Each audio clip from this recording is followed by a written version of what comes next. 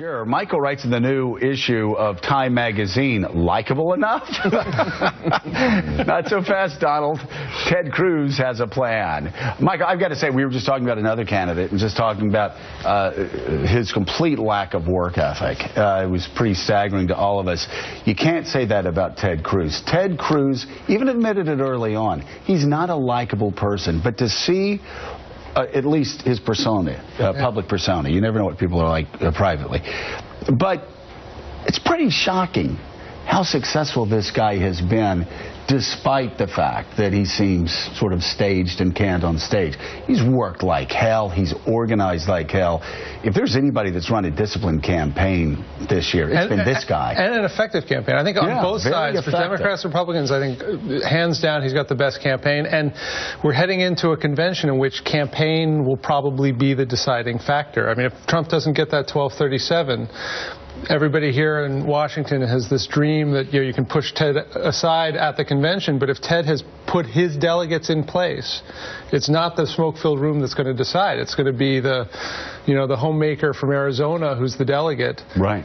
Who's bound to Trump on the first ballot, but who got a check from Cruz super PAC and who really believes in the whole Tea Party aesthetic, and he's the one who's organized that stuff on the ground. So is Ted Cruz likable enough?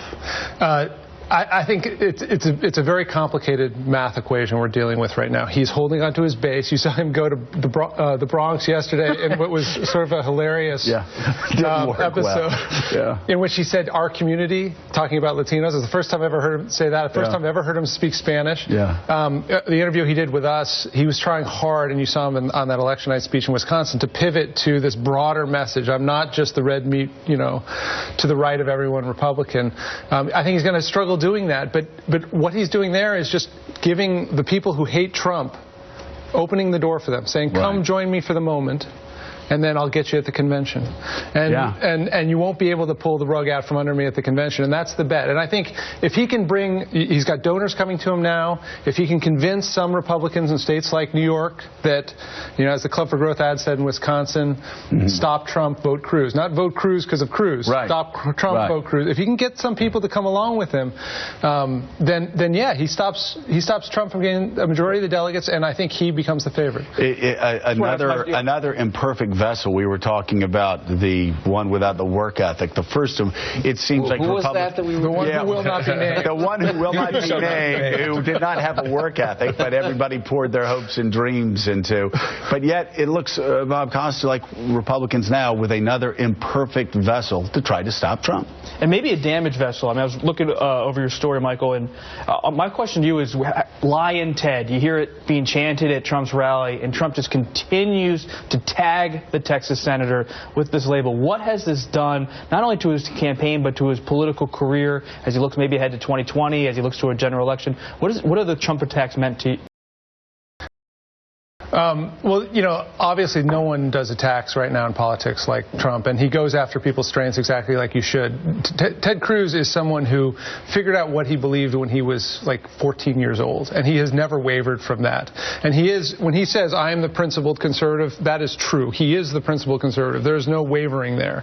And so going after his integrity, is Ted Cruz a nasty political fighter? Absolutely, he's a nasty political fighter. But going after his integrity like that is an attack. I think the question there is more about Trump's credibility. How broad is his appeal? How many Republicans are going to start listening to him? He clearly has 35–40% of the party. They're not, they buy Lion Ted. They don't like him. They'd rather have their guy Trump.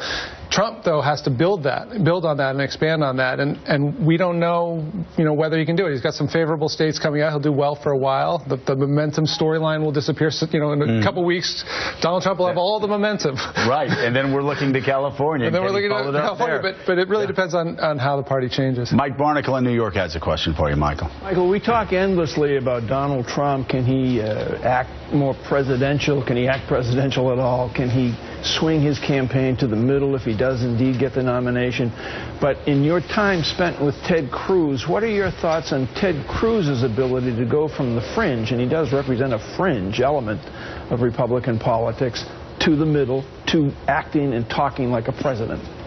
he knows the script. He's incredibly good at speaking the language of a general election candidate, and he did that in his interview with us a couple days ago. I mean, he sounds almost like a Hillary Clinton or a Barack Obama talking about wages being depressed and the working person needing help. The problem is that his history, the tape, the oppo on him is so contrary to that. This is a guy whose rise to power has depended on going to the right on every issue, fighting against any centrist plan at any step, and it'll be a race for him. Whether he can convince, as he says, the Reagan coalition to come back to him, he's not a unifier like Reagan has been.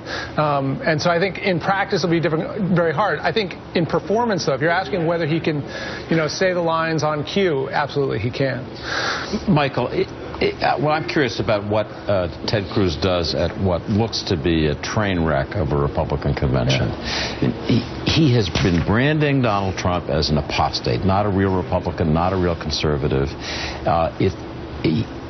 There's every chance that either Trump will get just enough votes, or he'll have so many angry supporters that the real challenge for Cruz will be somehow to speak to this party in a voice that he's never found, that I've seen. And I'm just curious whether you heard any of it in your interviews with him. He has to find a different gear than we've seen. Is it there?